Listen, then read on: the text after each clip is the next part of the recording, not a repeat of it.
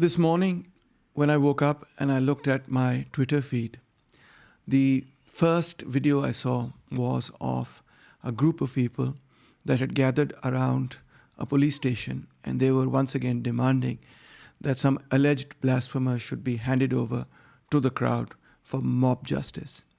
I think you are well aware that this has now become almost endemic in Pakistan. And sometimes the police, in order to save their own lives, kill the person in custody themselves.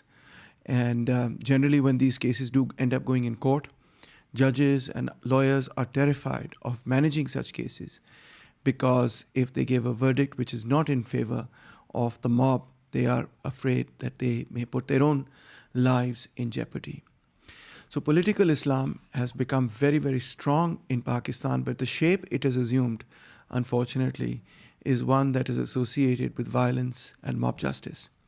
What we're going to do in today's class is we're going to look at the question of political Islam by examining the work of two scholars, Dr. Rasul Bux Rais, who, of course, used to teach at the Lahore University of Management Sciences. His book called Imagining Pakistan, Modernism, State and the Politics of Islamic Revival. We're looking at one chapter from this book. And we're also looking at Dr. Matthew Nelson, who teaches at the School of Oriental and African Studies.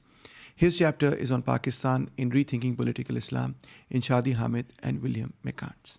So we're going to look at both of these in one go today. First, we'll look at the argument by Dr. Rasul Bux Rais. RBR, as we like to call him, first lays out the debate that has been occurring with respect to political Islam. And he says, that there's these two points of views. One he calls the Orientalist point of view, the other is the Islamist point of view. He says the Orientalists are of the view that Islamic cultural beliefs are the reason for the democratic deficit in Muslim countries. In other words, our cultural beliefs are such that we prefer authoritarian governments and societies in which there is a lot of authoritarianism. I don't believe that that is the case. I don't believe that is true at all. I do not put myself in that category at all. Islamists, on the other hand, reject any system, including democracy and other systems that emanate from the West, on the grounds that it separates religion and politics. They believe that Islam is a complete code of life, and it is the duty of every Muslim to implement this Islamic system. Naturally, RBR and myself as well, we don't subscribe to either of these points of views, and we are going to try and understand what is going on in the Muslim world from within a framework which is distinct from both this Orientalist point of view as well as the Islamist point of view. Dr. Rasul Bux Rais lays out that there are, broadly speaking, three waves in which we can differentiate the rise and development of political Islam. He says the first one can be traced really from the 1920s onwards until the 1980s or the late 1970s when General Zia takes power. The second one is from this period when General Zia takes power all the way till 2007, when the Lal Masjid incident occurs, and then Tehreek-e-Taliban Pakistan develops as a reaction to Lal Masjid. And then there's a third wave, which is basically from 2007 till today. So these are, broadly speaking, the three waves. Naturally, whenever any scholar makes these kinds of broad general categories, one can always argue, 1920s to 1980s is a long 60-year period, and there were many, many changes in this period and so on. That is true. There's no doubt about that. But I think it is useful to see or to view political Islam in the context of these three waves, if for nothing else, as a heuristic device, as a way to learn about what is going on. So Dr. Rasul Bux Rais tells us that the first wave begins with the Bolshevik Revolution and the rise of Nazism and fascism in Europe. The Nazism and fascism naturally arose as a response to the Bolshevik Revolution. But he says in the 1920s, we see a whole group of new kind of movements emerge, inspired mainly by the Ikhwan al-Muslimin of Hassan al-Banna in Egypt. The closest approximate to the Ikhwan al-Muslimin that we have in the context of Pakistan, then of course it was United India, is Maulana Maududi's Jamaat-e-Islami. He says it is in fact modeled on the same lines as the Ikhwan al-Muslimin. It has, largely speaking, the same objectives. You could call it the Egyptian Ikhwan al-Muslimin, the Pakistani Ikhwan al-Muslimin would be the Jamaat-e-Islami, and the Egyptian Jamaat-e-Islami would be the Ikhwan al-Muslimin. The appeal of the Jamaat-e-Islami as well as of the Muslim Brotherhood has been to the conservative middle classes of Pakistan and Egypt respectively. The elites, however, have never, in that sense, gone the route of saying that religion and politics are entirely separate from each other. That is the Pakistani elite. In fact, Rasul Bux Rais says they have, quote, avoided marginalizing Islam. In fact, this is a bit of a euphemism, I would say, because as RBR himself says, Islam was the reason for the creation of Pakistan. And we've long ago acknowledged that, our politics was the politics of Muslim nationalism. And hence, of course, religion could not be entirely separated from Muslim nationalism, given that the foundation and basis of our nationalism is the identity of us being Muslims and therefore of Islam. So the two cannot entirely be segregated, etc.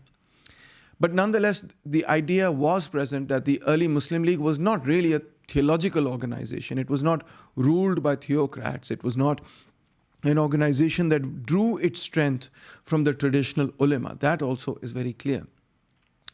Now, so after the First World War, there is a wave of Islamic thinking.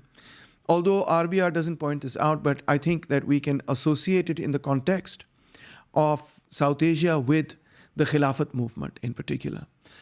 As the Usmani Khilafat is being taken apart and there is the threat that Britain will come to dominate over Turkey, there is a huge movement in South Asia in defense of the Usmani Khilafat.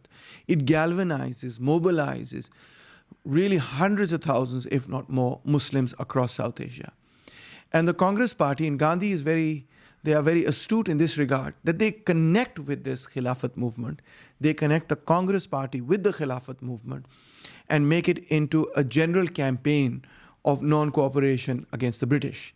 And this is an extremely powerful campaign because obviously the Congress is involved in it, which is the largest party in the country.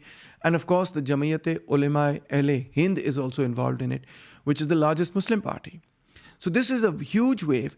One of the biggest leaders of this wave is Maulana Abdul Kalam Azad. Maulana Abdul Kalam Azad joins the Congress Party. Not only does he join it, in fact, he becomes the president of the Congress Party. He is the president of the Congress Party. And in this way, the Congress Party tries to cement the support between the Hindu and Muslim community by appealing to the Jamiyat-e-Ulema Hind and the Khilafat movement to come and join and that sort of thing. The Muslim League, in fact, is not really part of this entire scenario. It's quite separate from it. It is its own stream, and it's actually a very tiny party at this, period in history. The ulama are also trying to expand their social base at this point. So they're writing. Maulana Maududi himself is a journalist. He's also writing, and others are also writing, mainly on the restoration of the Khilafat.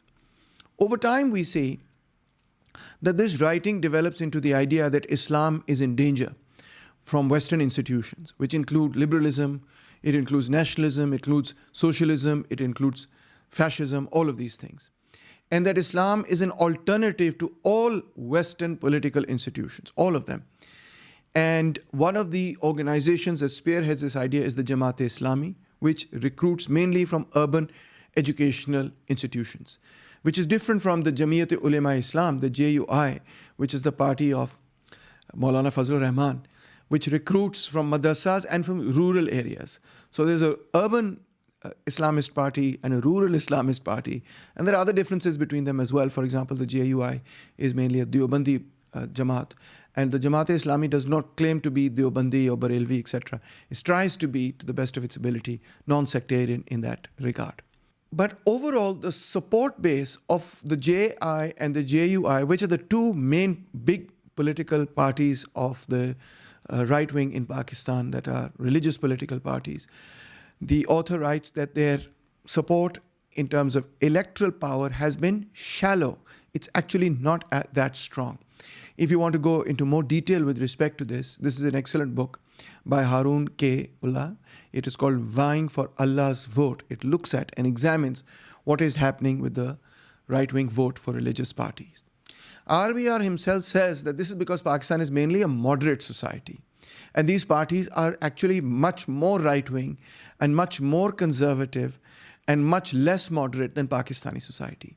Most people, moreover, are of the view that religion and politics are separate and autonomous affairs. This is a view, he writes, which is the original medieval view. The original medieval view, of course, is coming out of that quietist tradition that developed with the hadith scholarship, which is that the ulama karam are responsible for religion, and the function and work of politics is up to the sultans and to others, etc. That is their job. That is quite distinct and separate. So that is one thing that religious parties, especially the Jamaat-e-Islami, is constantly speaking against when it says that Islam is a political religion. It is not restricted only to ibadat, because he feels, of course, Maududi Sahab feels that the traditional consensus is exactly that it has restricted Islam to just ibadat and depoliticized religion as a consequence. But the other major factor, of course, is that religious parties have not been able to overcome caste, tribal, and landed social networks that are based on patron-client relations. And this is a very big thing, because if you look at some of the biggest political parties in Pakistan, they are the biggest political parties because they get what we call the electables. And the electables are often, not always though, but are often from the landed classes of rural areas. Unless you get those people in your party, you can't win a nationwide election. And those people generally do not tend to go towards religious parties at all. They will in Sindh gravitate towards the People's Party. In the Punjab, they generally gravitate towards the Muslim League. And recently they have also gravitated towards the Pakistan Tehreek-e-Insaf. They rarely, if ever, go towards any of the religious parties. And this is one of the main reasons why religious parties have not done necessarily very well. So this was the first period. In this first period is characterized mainly by proselytizing, by writing, by struggle, but not necessarily by violent armed struggle. Then begins the second wave of Islamization. And this begins really with state patronage from General Ziaul Haq, who has taken power in 1977 and remains in power for 11 years until 1988. He has overthrown the elected government of Zulfikar Ali Bhutto. The army also hangs Zulfikar Ali Bhutto, the first fully democratically elected Prime Minister of Pakistan. And Ziaul Haq then says that we cannot have elections. When he takes power, he says we will have elections in 90 days. Then after 90 days, he says, no, it's not enough. We need another 90 days. After a while, he says, we cannot really hold elections until we undertake what he calls Islamization. We have to make sure that Pakistan becomes a really fully Islamic society, and then we can have elections. He also holds partyless elections in 1985, which the Pakistan People's Party, in fact, boycotts. Right then, there is a revolution across the border in Afghanistan, and Ziaul Haq very much becomes part of the Afghan jihad. He patronizes it. He gets assistance from the United States of America. He gets assistance from Britain, France. He even gets assistance from Israel in order to fight back of the Afghan communists who are getting assistance from the Soviet Union. The Afghan communists invite the Soviet Union into their country in order to throw back this CIA involvement through Pakistan, CIA and ISI campaign through Pakistan to overthrow their government. In this entire period, and this is a period in which I grew up, Ziaul Haq courted the religious parties. And he turned them into ideological allies. The Jamaat-e-Islami in particular was the strongest ideological ally of Ziaul Haq and of the military dictatorship of that period.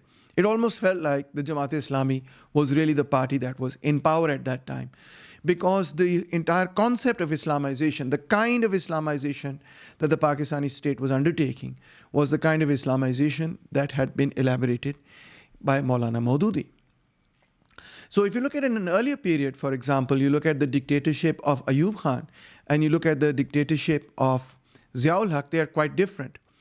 RBR points out that Ayub was a secularist with a development approach for enhancing the power of the country through modernization. Whereas Zia, both of them are pro-Western, but Zia wanted to change its character to an Islamic state. By the way, I put this picture deliberately because between Ayub and Zia is this person who is sitting next to Ayub Khan right here. And that, of course, is Zulfikar Ali Bhutto, who was very, very close to Ayub Khan.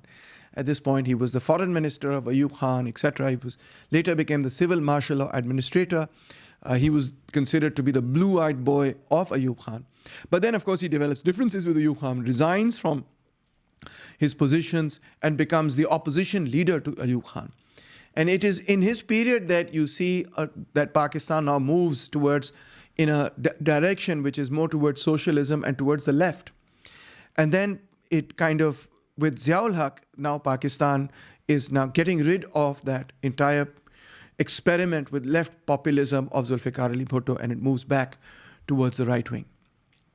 But it has to be said that this is not the first time that the state deploys, instrumentalizes religion, or uses the ulama or uses religion for its purposes. No, not at all. In fact, it started when the Pakistan movement began. In the final phase of the Pakistan movement in 1946, for example, the Muslim League obtained the support of clerics and custodians of holy shrines to support its candidate in the Punjab and other provinces. They were fully using Islam is in danger and Pakistan ka matlab kya, la ilaha illallah, and all these slogans the Muslim League was using. And they're using all the clerics that they could find or get or deploy in that period in order to win the election against Congress and against any other party that was contesting against them. The military had tried religious groups as strategic partners also during the civil war in East Pakistan in 1971.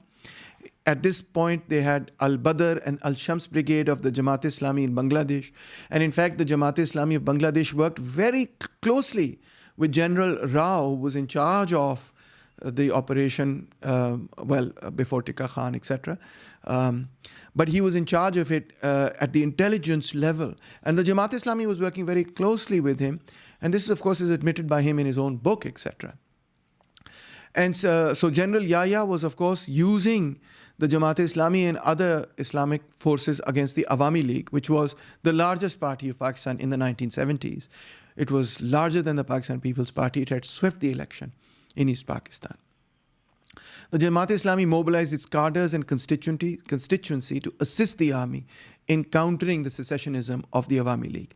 So here are some examples of how there were instances where the army and the Jamaat-e-Islami were working with each other, in collaboration with each other in some way or the other for some strategic aims. But this develops in a huge and big way only under Ziaul Haq. The second factor, aside from the Afghan revolution, is the Islamic revolution in Iran in 1979. This, of course, leads to rivalry between the Arab monarchies of Saudi Arabia, Qatar, Kuwait, Bahrain, etc., and so on, against, which are Sunni, of course, against the Iranian revolution, which is made by Shias. Initially, it says, no, this is just a Muslim revolution. But then its color is clearly seen to be very much part and parcel of a Shia discourse. And so this creates a terrible sectarian divide across the Muslim world, with some people who are supporting the Iranian revolution and others who are opposing it. It comes into Pakistan as sectarianism in the form of the Sipahi Sahaba and its offshoots such as Lashkar-e-Jangvi. And in retaliation, the Shias also create their own militant organization called the Sipahi Muhammad. And that's why in the 1980s, for the first time in Pakistan, you begin to see the rise of sectarianism. It is quite true to say that if you go back into the 50s, 60s, 70s, you don't really see this kind of Shia-Sunni animosity. It really begins to develop in the 1980s in response to, on the one hand, the Iranian revolution, and on the other hand, the support that these organizations were getting from Saudi Arabia and some such monarchies. Pakistan is now in the grip of the Cold War. All over the world, there's a struggle between capitalism on the one hand, with the United States of America leading a capitalist bloc, and socialism on the other hand, with the USSR leading a socialist bloc. About a third of the world is socialist, about the rest of the world is capitalist, and in the rest of the world, especially in the third world, there's a huge fight going on in every country almost between those who are supporting socialism and those who are supporting capitalism. So CIA now begins to arm and fund Mujahideen through General Ziaul Haq. It begins to support General Ziaul Haq. Through the ISI, it arms and funds the Mujahideen to go and fight the Afghan communists. And this becomes, in time, the largest operation in the entire history of the CIA. And since the CIA is the largest intelligence organization we have seen in history, probably in the history of all intelligence organizations, this was easily one of the largest campaigns. The United States of America, as you can see in this picture, gets firmly behind the Afghan Mujahideen. Here in this picture, you see President Ronald Reagan sitting with the various commanders of the Afghan Mujahideen at that period. And he says, these gentlemen are like the founding fathers of the United States of America, which is ironic because the founding fathers of the United States of America were not theocrats, but quite secular, in fact. And they based the entire Constitution of the United States on the concept of the natural rights of man. But here, of course, the whole concept is based on a theological point of view. Other Muslim states also, of course, gave huge amounts of aid and assistance. Saudi Arabia and so on gave massive assistance to the Mujahideen. But more importantly, perhaps, they also gave unhindered access to their populations to recruit fighters for the Afghan jihad. This became a state-led project of jihad. So it's not just the money that was important. What was important was that this was on the media all the time. This was in the newspapers all the time. This was in the schools all the time. This is what I grew up with. It was every masjid you would go to, every store you would go to, you would have a chanda box for the Mujahideen and so on. So it was pervasive. It was pretty much everywhere. And you couldn't really question it at that time, because to question it meant that you were questioning Islam. It meant that you were questioning the government, the state, everything. So it was very, very one-sided at this stage in history. Now, when the Soviet Union withdrew in 1988, this created a sense of triumphalism in the Mujahideen. Although the withdrawal of the Soviet Union didn't have to do with the losses in Afghanistan. It had to do, of course, with the Cold War. It had to do with internal politics in the USSR. It had to do with what Gorbachev was trying to do. It had to do with Edward Shevardnadze and how they were viewing the West and what they wanted, how they were viewing what was going on in Germany, East Germany and West Germany, etc. Afghanistan literally was one of the last things on their mind.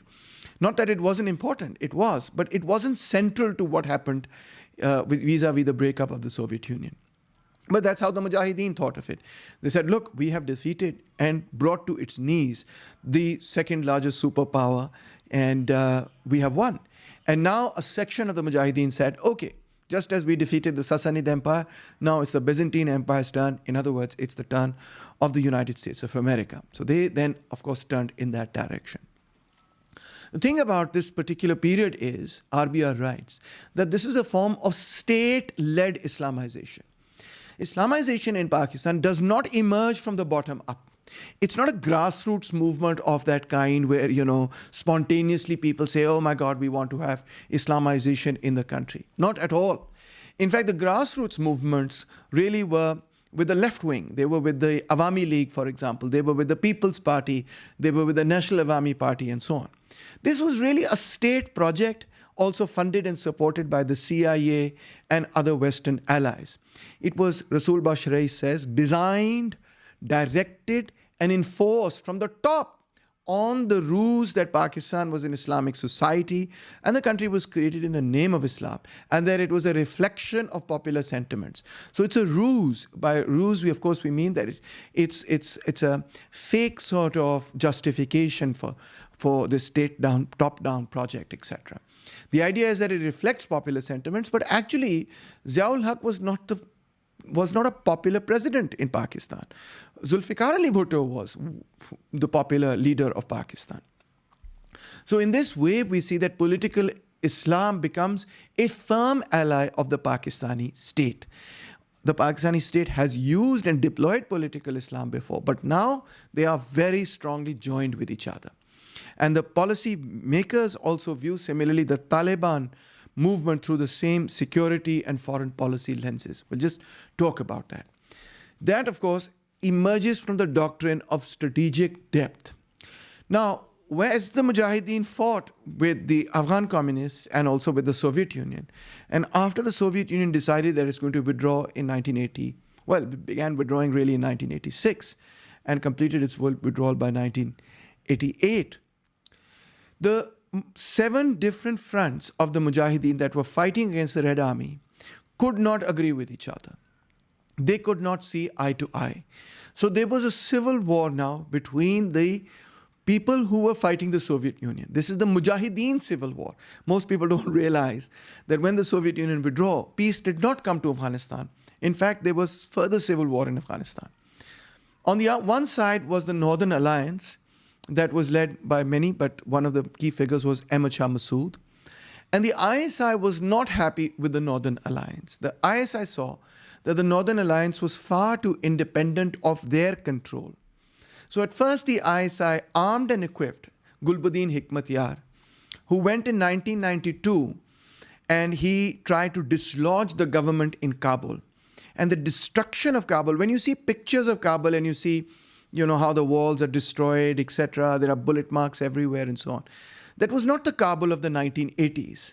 No, even despite the fact that the Mujahideen were fighting the Soviet Union, Kabul was not destroyed in this particular way. The destruction that you see in pictures of Kabul is in this civil war in 1992. Because Gulbuddin Hikmatyar placed his heavy artillery on the hills surrounding Kabul, and then he just continued to fire rockets at Kabul in the hopes that the troops would surrender. But that didn't happen. In fact, Hikmatyar troops were defeated and he had to withdraw. So that project failed. The ISI then began a new project, which was they created a new group under Mullah Umar, which was called the Taliban. And the Taliban was now successful from moving up from Kandahar in displacing the Northern Alliance from Kabul, and they took power. What was the role of Pakistan? Rasul Bux Rais writes, and I quote, Pakistan extended invaluable assistance, access to food and medical supplies, provision of fuel that the Taliban badly needed to run and move their war machine, recruitment and fundraising through private sources, and finally a diplomatic link to the outside world by recognizing their regime as the legitimate power in Kabul. Pakistan also persuaded its two Arab allies, in other words Saudi Arabia and UAE, to extend recognition of the Taliban regime in Kabul. It also believed that Pakistan offered the Taliban intelligence support and strategic advice in key battles. So this is also believed that in key battles, it is thanks to Pakistani intelligence that they were able to win, and helped negotiate political deals with local commanders and warlords who opposed them. Part of the Mujahideen movement decided that now it is time to commit itself to a war against the United States of America. Most people in Pakistan find this very hard to believe. In fact, they believe 9/11 was just an inside job. But if you look at the trend, and if you look at what they were saying far before 9/11, in the 1990s, it becomes very clear that for a decade they had been trying to escalate the war with the United States of America. Al-Qaeda functionaries attacked the American Navy ship USS Cole in Yemen. They bombed 2 US embassies in Dar es Salaam, in Tanzania, in Nairobi, Kenya. And of course, this campaign against the United States of America really culminated in the 9/11 attack. Yes, it was them who did it. They took credit for it, they planned it, they justified it, and they said it's the great thing and we are going to do many more such attacks, etc. They had been planning it for a while. This had been going on. The Americans were also aware that part of the Mujahideen were trying to fight against the United States of America. The US now put pressure on the Taliban regime in Afghanistan. They said you have to hand over Osama bin Laden, who is the ideological head of the people who have committed this terrorist attack, the World Trade Center attack, and so on. But the Taliban, to everyone's surprise, did not back down. They said, no, we are not going to hand over Osama bin Laden to the United States of America. We are ready to hand over Osama bin Laden to a Muslim state, so we're ready to hand him over to Pakistan. And if the United States of America will talk to Pakistan, then maybe they can do a trial of Osama bin Laden in Pakistan. But we're not going to hand him over to the United States of America. The US, of course, thought that this is a complete ploy, etc. Why should the Taliban hand him over to Pakistan, and why should there be a trial in Pakistan, etc., etc. They said, no, absolutely not. So they attacked in 2001, and they defeated the Taliban very quickly, actually, and the Taliban retreated. And mostly they retreated back into Pakistan, and the Northern Alliance took power very quickly in Afghanistan. Of course, the United States of America continued to dominate and held on to Afghanistan for 20 years, spending trillions on its own security and so on, and on that occupation. And as soon as they left Afghanistan, the Taliban just simply re-emerged. And today we have a Taliban government in Afghanistan once again. Now, many people debate and argue that the foundation of the Islamist movement, or political Islam, or whatever you want to call it, Islamic fundamentalist movement or extremist movement or militant movement, etc., are the madrasas. Rasul Bux Rais says that the case sometimes is a bit overstated. He agrees that in contemporary Pakistan, the madrasas have always resisted curricular reform. They have always resisted inclusion of modern sciences and subjects as much as they can. There have been certain reforms, and some aspects of what they teach do change. But the core ideas that they teach, the Dars-e-Nizami, etc., that has hardly changed at any time in the last 150 odd years. As a result, the madrasas are, quote, churning out tens of thousands of graduates without the skill to survive in a modern economy. And this adds, he says, to a rising underclass of religious activists. What these people can do is just that they can build more madrasas, or they can serve in mosques, or they can come and teach in schools, which is why you need a single national curriculum now to employ them. But if you set them to work for anything else, they are not equipped really to do that kind of work. If you ask them to do office work, if you ask them to teach math or physics or something, they can't do that. If you ask them to be involved in a business or in trade or anything else in the economy, they have no skill set. So this is the only thing they know how to do. And of course, the children of very, very poor people who go to the madrasa, rich people, even middle class people, will never send their children to a madrasa unless they're very angry with that child. That's just a joke.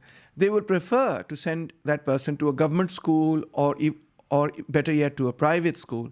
And the last option is the madrasa, because they know that that is the poorest education, frankly, of all the kinds of education we have to offer. When you send your child to a madrasa, the madrasa keeps the child. It's not that I've sent my child to a madrasa and he goes there, from 9 to 3 p.m. No, he lives there. He gets a home, he gets shelter, he gets roti, he gets kapda, he gets makan, he gets fed there, he gets clothed there. He lives there. So the burden of the child comes off of me. And so if I'm very, very poor and I can't really raise my children, then to get rid of that burden, I may decide that I will give my child to a madrasa, and then the burden will be removed from me. So that's why poor families give their children sometimes to madrasas, and madrasas have millions of children who are part of that network. The biggest issue, Rais says, with respect to these madrasas is that they are sectarian. They are deeply sectarian. He says they are sect-based. This madrasa network is sect-based, and quietly and dangerously, they promote a sectarian, intolerant religious outlook. And this is what has been feeding sectarian conflict in Pakistan now for decades.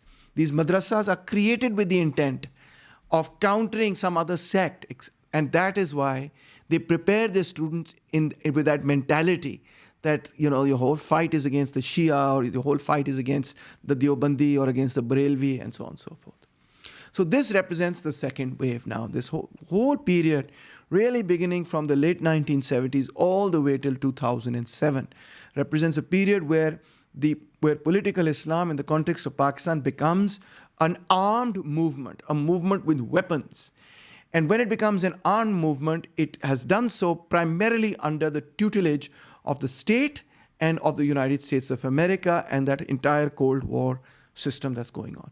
And now that it is an armed movement, it of course has independent power. It has a lot of independent power because it has arms, and the state cannot really fully even control it anymore. And now, after 2007, a section of this Islamic movement is obviously, as you know, fighting the state. The fight between the Islamic movement and the state began when there was a big movement going on against Musharraf in the country, which is called the Lawyers' Movement. I was very much part of that movement. I was singing songs, Lal Band, and so on. The right was also, so the far left and the left was also part of that movement, and the right was also part of that movement. And so the right tried to capture that movement in a very big way, etc. When the people of Lal Masjid started to capture bits and pieces of Islamabad. They started to capture the capital of the country, and they thought that the lawyers' movement would support them, and then they would be able to come to power. Well, Musharraf brought out the army, and he did an operation against the Lal Masjid folks. And as a consequence, in reaction to that, a new organization was created called the Tehreek-e-Taliban Pakistan, led by Baitullah Masood. And they said, you have betrayed us. This is in 2007, although the war on terror has been going on for a long time. And Osama bin Laden and Ayman al-Zawahiri, etc., have been saying since that time that the state of Pakistan has betrayed the Islamic cause. But it is only in 2007 that a substantive body of the Masood tribe decides that Osama bin Laden and others are correct. And they form the TTP and say it is time for us to do jihad against the Pakistani state. I must point out that they have also tried in the past, not Baitullah Masood, not the Masood tribe, not the TTP, but other militants were trying to kill the General Musharraf, who was at that time President Musharraf. And they tried at least twice. They got very close to killing him, twice in fact, but they were not successful. So that was going on. But now the TTP emerged. They said, you've betrayed us and we're going to fight against you. And our fight is not only against the Pakistani state, but it is also against the Pakistani state institutions, government institutions, parliament, even its political parties, even its schools, colleges. All of Pakistani society has basically betrayed us, and we are going to attack it. It's not just going to attack the state, we are also going to attack society. And now, since they already had a network of support that has been built up over a long period of time, they have safe houses, sleeper cells, etc. They use that network now to attack soft targets. Why soft targets? Because obviously, if you attack a school is not an institution which is built to be able to defend itself. If I attack an army barrack, of course, they have guns. That's harder. And these organizations, the TTP, etc., are also deeply sectarian. As we can see, what is happening in Parachinar, the TTP, the Taliban, etc., are fanning the flames of sectarianism inside Pakistan. Now, this has, in fact, destroyed the entire security paradigm built by the Pakistani state, the idea of strategic depth, which was going to be accomplished first through Gulbuddin Hikmatyar, then it was going to be accomplished through the Taliban, which is that the Pakistani state would have this whole depth.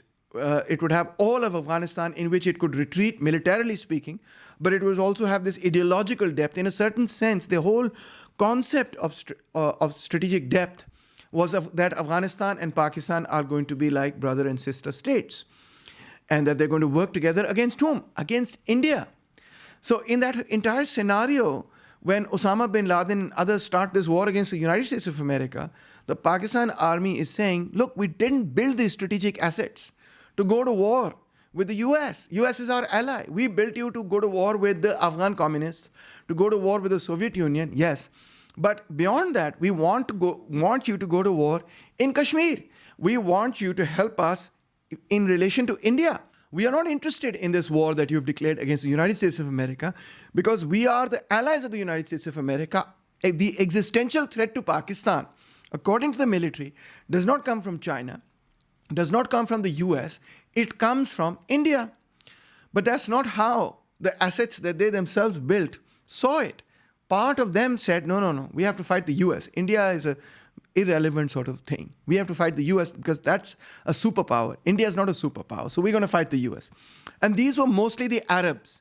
Why were these the Arabs? Because the Arabs were more conscious of what was going on in Saudi Arabia and what was going on in Palestine, etc. And so they were looking at what was going on in the Middle East. And because of that, they were reacting to the United States of America. Whereas the Taliban were much more focused on what was going on really in Afghanistan and in Pakistan and in the Pashtun areas. Their attention really was more focused on domestic concerns, etc. So the whole security paradigm of strategic depth really got destroyed. In fact, ironically, the Pakistani state had to then liquidate the very assets it itself had created. And this it began to do with Zarb-e-Azb, which was the big operation launched by Rahil Sharif. When the TTP took over Swat and Baner, they pushed them back and dismantled their sanctuaries in these tribal areas. But nonetheless, because these tribal areas are inaccessible border regions, people can go from Pakistan to Afghanistan. These are also mountainous regions, etc. The Pakistan army has not been able to establish its writ over these areas. And what also happens is that there are so many people that the Pak army has trained as militants, which are its own assets. It's very unpredictable when a certain commander decides, I'm not going to work with the Pak army, I'm going to work against it. And when a commander decides, I'm not going to work against the Pak army, I'm going to make a deal with the Pak army. They keep moving in and out of this alliance all the time, depending on tactical and strategic situations. That's why there have been at least 6 different peace pacts, and all of them have been broken. All of them have been made and broken between the TTP and Pakistan. So unfortunately, this region is now considered the most dangerous place in the world. This is the tribal border region between Pakistan and Afghanistan. It's become a safe haven for militants from around the world. Dr. Rasul Bux Rais writes, and I quote, most of the bombing plots from July 7th, 2005 subway attacks in London to the failed Times Square attempt on May 1st, 2010, and many others have been traced to jihadi networks working out of the border tribal regions between Afghanistan and Pakistan. So this is where global militants come in order to get their training and in order to plan, in order to meet other people. This has become their GHQ in a certain sense. And Rasul Bux Rais concludes by saying that in fact, this challenge, the challenge of third wave of radical Islam, the challenge of the blowback that has come to Pakistan from the strategic assets that we ourselves created in order to have strategic depth vis-a-vis India, has become, in a cruel twist of historical irony, Pakistan's most serious national security problem. No domestic insurgency, no conflict with India, no other problem is as significant, as important, as grave as the conflict now with the militants in this area and region, the TTP and IS Khorasan and other organizations of this sort. Pakistan can be undone by these armed militants before it will be undone by India. This has become the major strategic problem for Pakistan. And Rasul Bux Rais writes that only the defeat of extremism and radicalism will mark the real beginning of Pakistan's revival as a moderate and modern Muslim state. So you have to defeat the TTP in order to become a moderate and modern Muslim state.